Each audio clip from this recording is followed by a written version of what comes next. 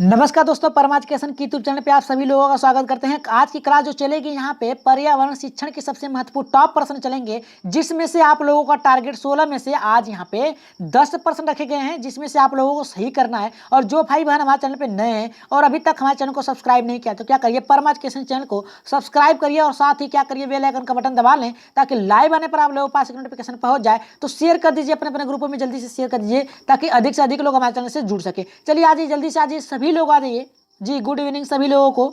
आज जो प्रश्न चलेंगे यहाँ पे सबसे महत्वपूर्ण टॉप प्रश्न चलेंगे और आप लोगों का जो स्कोर रहेगा बता दें कि 16 में से आज आप लोगों का स्कोर जो रहेगा यहाँ पे लगभग 10 प्रश्न सही करने हैं। तो चलिए देखते हैं कितने लोगों का 10 प्रश्न सही होता है और देखते हैं कितने लोग आज अपना टारगेट पूरा कर पाते हैं। तो चलिए देखते हैं यहाँ पे पहला प्रश्न क्या करा है। पहला प्रश्न ये करा है कि एक संतुलित प्रश्न पत्र बनाने के लिए निम्नलिखित उपकरणों के क्रम में कौन सा सही तरीका है। यानी एक प्रश्न पत्र, संतुलित प्रश्न पत्र मतलब ये है कि एक सही प्रश्न पत्र बनाने के लिए निम्नलिखित में से कौन से उपक्रमों में से कौन सा सही तरीका है। पहला करा है डिजाइन तैयार करना, ब्लूप्रिंट तैयार करना, प्रश्न लिखना और उसका संपादन करना, फिर इसके बाद अंक योजना लिखना। तो दूसरा करा है कि डिजाइन तैयार करना, प्रश्न पत्र योजना तैयार करना, ब्लूप्रिंट मिलाना। और यहाँ पे तीसरा करा है कि प्रश्न लिखना, उसका संपादन करना, डिजाइन से मिलान करना, ब्लूप्रिंट मिलाना।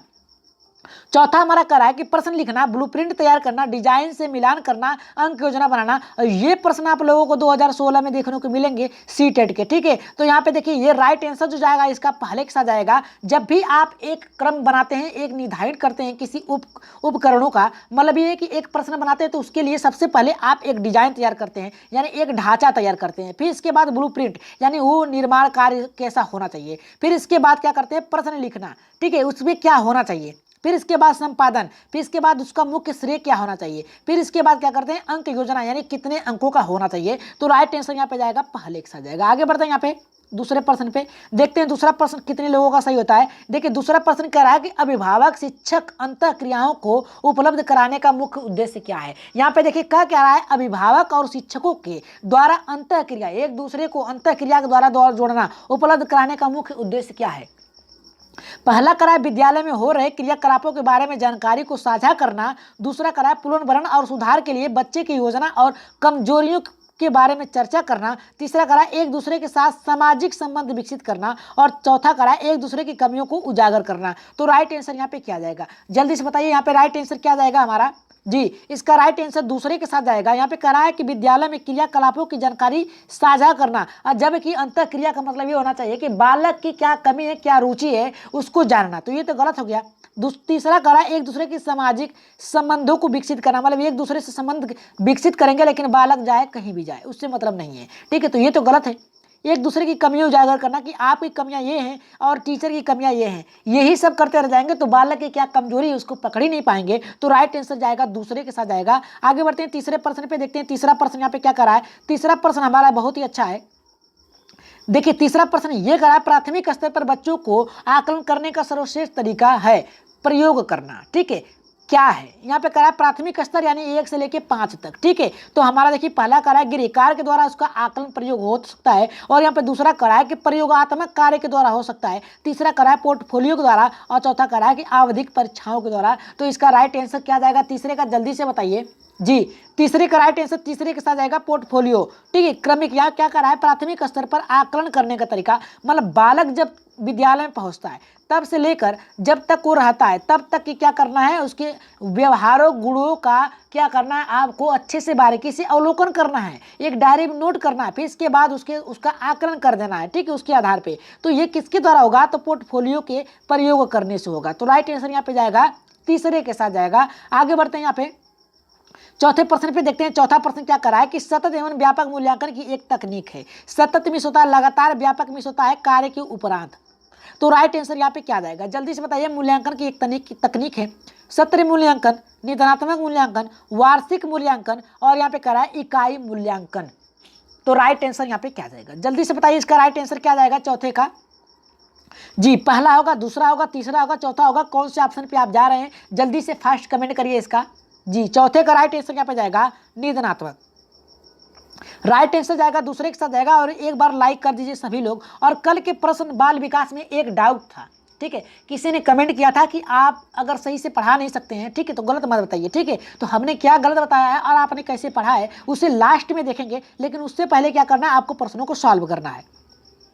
देखिए राइट आंसर यहाँ पे जाएगा दूसरे के साथ जाएगा निधनात्मक, ठीक है। आगे बढ़ते हैं यहाँ पे पांचवें प्रश्न पे देखते हैं। पांचवा प्रश्न यहाँ पे क्या करा है, पांचवा प्रश्न ये करा है प्राथमिक स्तर पर आकलन में शामिल होना चाहिए। क्या होना चाहिए, पहला करा है अर्धवार्षिक और वर्ष यहाँ पे वर्ष के अंत में परीक्षाएं, यहाँ पे वार्षिक परीक्षाएं, और दूसरा करा है यहाँ पे छोटे बालकों को उत्तीर्ण अथवा अनुत्तीर्ण श्रेणियों के अंतर्गत आंकने के लिए प्रत्येक सप्ताह में गृह कार्य एवं कक्षा कार्य देना चाहिए। और तीसरा करा है कि शिक्षक द्वारा सतत और यहाँ पे करा कि असंचारात्मक तरीके से किए गए अवलोकन को बालक और अभिभावकों के साथ बांटना। और चौथा करा प्रत्येक सप्ताह औपचारिक परीक्षाएं और खेल द्वारा उन्हें प्रगति पत्र दर्ज कराना। तो राइट आंसर यहाँ पे क्या जाएगा, जल्दी से इसका राइट आंसर बताइए जी। राइट आंसर देखिए इसका राइट आंसर जो जाएगा हमारे यहाँ पे पांचवें का तीसरे के साथ जाएगा शिक्षक द्वारा सतत और यहाँ पे असंचारात्मक तरीके से किए गए अवलोकन के बालक में यहाँ पे अभिभावकों के साथ बांटना। मतलब क्या है कि आपके बालक की कठिनाई क्या है,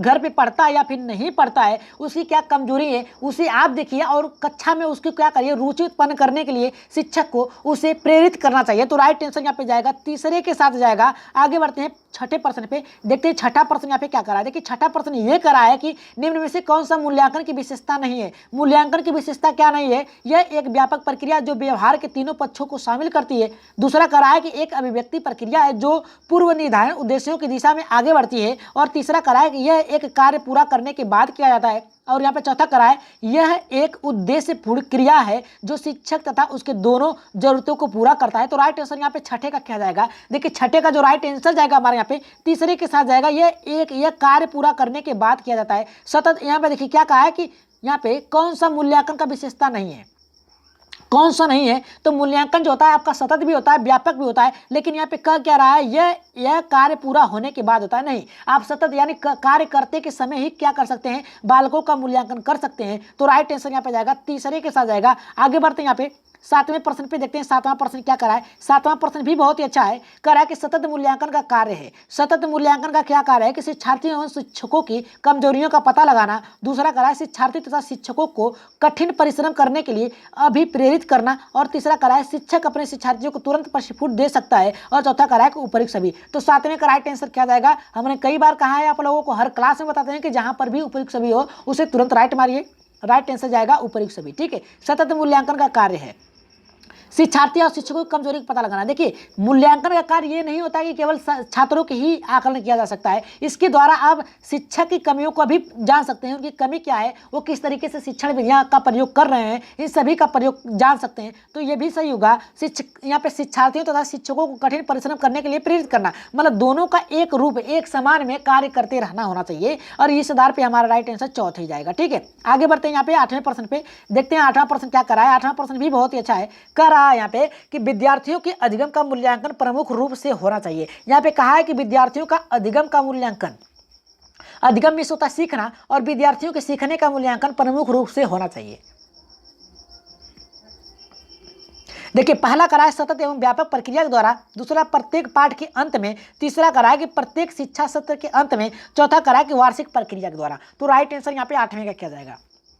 देखिए जब भी मूल्यांकन करेंगे, मूल्यांकन दो प्रकार से करेंगे, एक सतत करेंगे, दूसरा व्यापक करेंगे, ठीक है। व्यापक सतत में होता है लगातार, यानी आप पाठ पढ़ा रहे हैं, ठीक है, कोई आप सब्जेक्ट पढ़ा रहे हैं, उसके दौरान ही क्या करें, बाद बीच बीच में आप बच्चों को खड़ा करके क्या कर सकते हैं, उनका मूल्यांकन कर सकते हैं, उनकी कठिनाई जान सकते हैं, उनकी रुचि जान सकते हैं कि वो पढ़ने में कितना है। और यहाँ पे व्यापक का मतलब ये होता है कि पाठ पूरा हो जाने के बाद आप उनका मूल्यांकन कर सकते हैं। तो राइट आंसर यहाँ पे जाएगा हमारे यहाँ पे जी, आठवें का राइट आंसर जाएगा पहले के साथ जाएगा। आगे बढ़ते हैं यहाँ पे नौवें प्रश्न पे, देखते हैं नौवां प्रश्न यहाँ पे क्या करा है। देखिए नौवां प्रश्न ये करा है कि निबंधनात्मक परीक्षण के संबंध में निम्न में से कौन सा कथन असत्य है। यहाँ पे देखिए असत्य की बात किया है, तो यहाँ पे राइट आंसर क्या जाएगा, पहला करा है यहाँ पे कि कभी कभी छात्र ये समझ ही नहीं पाते कि प्रश्न में पूछा क्या गया है, ये तो सही है। दूसरा हमारा कह रहा है कि यहाँ पे इन परीक्षाओं के माध्यम से छात्रों की संगठनात्मक क्षमता तथा तार्किकता विवरण सत्य यहाँ पे सत्य का मूल्यांकन होता है, ये भी सही है। दूसरा करा, तीसरा करा कि छात्र पूरे पाठ्यक्रम में कुछ अंदाजा लगाए जाने वाले प्रश्नों की तैयारी करके परीक्षा दे सकते हैं। और चौथा करा है इनमें से कोई नहीं। तो राइट आंसर यहाँ पे क्या जाएगा, जल्दी बताइए कि नौवें का राइट आंसर जाएगा जी देखिए 9वें का यहाँ पे असत्य है, तो राइट आंसर जाएगा उपयुक्त में से कोई नहीं। जी क्यों नहीं होगा, यहाँ पे देखिए निबंधनात्मक, निबंधनात्मक क्या होता है, पूर्ण रूप से व्याख्या करना होता है, ठीक है। कभी कभी छात्रों को समझ ही नहीं आता कि उनसे प्रश्न क्या पूछा जा रहा है, ये तो गलत है। हमने आपको बजाया और आप लोगों ने बच गया, लेकिन यहाँ पे देखिए प्रश्न क्या है, करा कि कभी कभी छात्रों को समझ में ही नहीं आता है, ठीक है। लेकिन यहाँ जब आप बालकों को प्रश्न पूछेंगे, उनके समस्त कोई प्रश्न रखेंगे, तो उनको तो ये इतना तो पता है कि हमसे यही प्रश्न पूछा जा रहा है, तो ये भी हमारा होगा।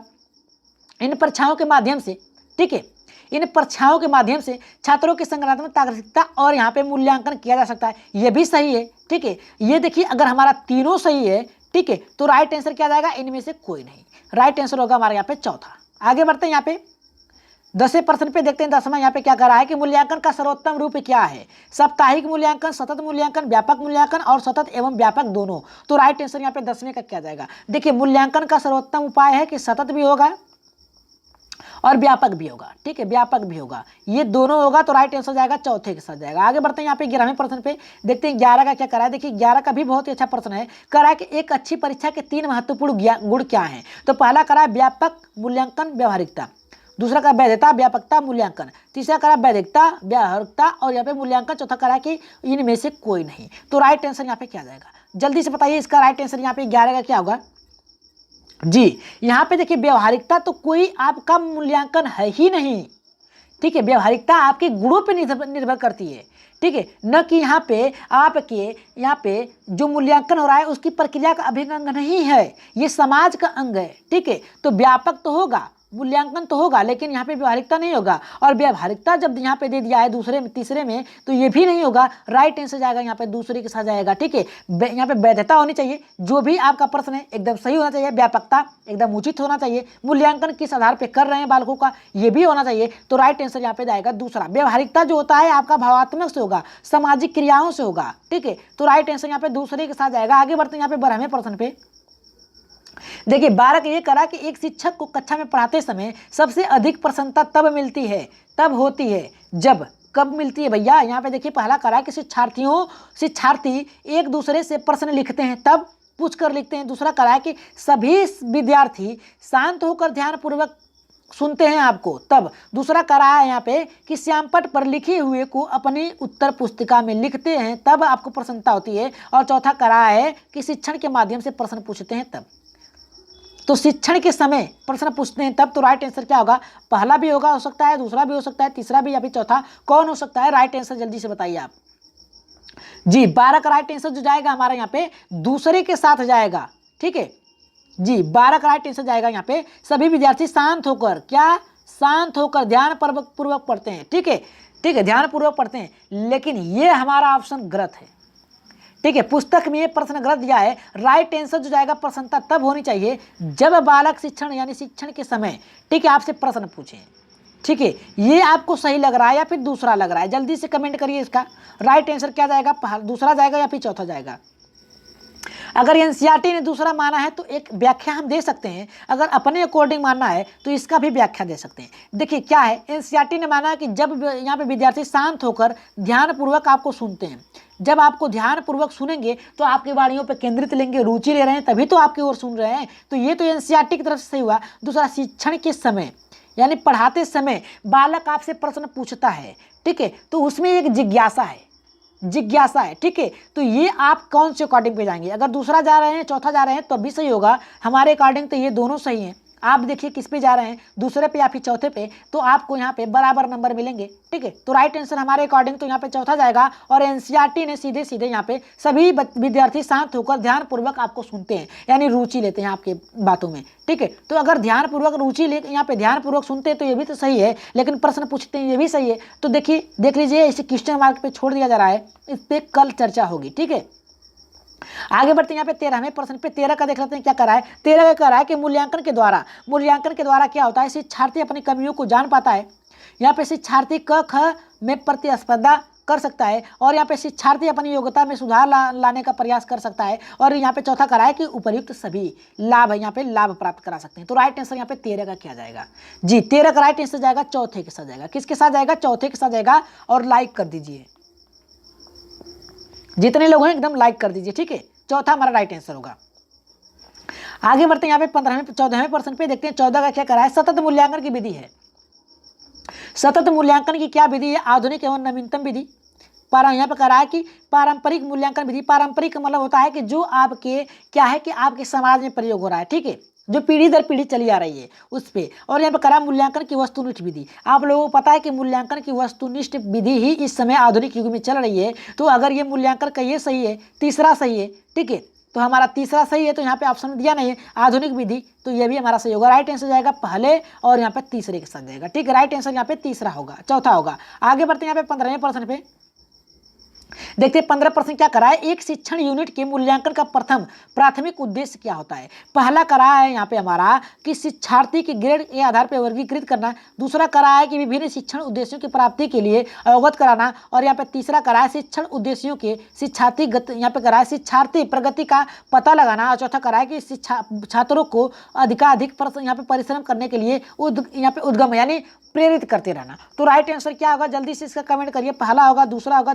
तीसरा होगा या फिर चौथा होगा? जल्दी से कमेंट फास्ट करिए जी। राइट आंसर 15 का कहाँ देंगे आप लोग? कमेंट बॉक्स में देंगे। आप लोगों के लिए उत्तर रखा गया है, ठीक है, उत्तर आप लोगों के लिए ये रखा गया है। तो इसका उत्तर आप लोग सही सही कहाँ देंगे? कमेंट बॉक्स में देंगे। और सभी लोग इसका उत्तर देंगे। तो बता दें कि जो भाई हमारे चैनल पे नए हैं और अभी तक हमारे चैनल को सब्सक्राइब नहीं किया, तो क्या करिए, परमा एजुकेशन चैनल को लाइक करिए, सब्सक्राइब करिए और साथ ही क्या करिए, बेल आइकन का बटन दबा लें ताकि लाइव आने पर आप लोगों के पास नोटिफिकेशन पहुंच जाए। तो शेयर कर दीजिए अपने अपने ग्रुपों में, जल्दी से शेयर कर दीजिए ताकि अधिक से अधिक लोग हमारे चैनल से देख लें। जो भाई बहन छूट गए हैं वो भी क्लास ले लें। तो यहाँ पे देखिए 9 बजे की क्लास अब समाप्त होती है। तो उत्तर नीचे दिए गए हैं, लेकिन उससे पहले आप लोग ये बता दीजिएगा यहाँ पे 15वें का उत्तर कि एक शिक्षक यहाँ पे शिक्षण यूनिट के मूल्यांकन का प्राथमिक उद्देश्य क्या होता है? शिक्षार्थियों के ग्रेड के आधार पर वर्गीकृत यानी बांटने की बात करा है, विभिन्न शिक्षण उद्देश्यों की प्राप्ति स्थिति को अवगत कराना, और यहाँ पे शिक्षण उद्देश्यों के संदर्भ में यहाँ पे शिक्षार्थी प्रगति का पता लगाना। और चौथा करा है कि छात्रों को अधिक से अधिक परिश्रम करने के लिए प्रेरित करना। तो राइट आंसर यहाँ पे क्या जाएगा? पहला होगा, दूसरा होगा, तीसरा या फिर चौथा?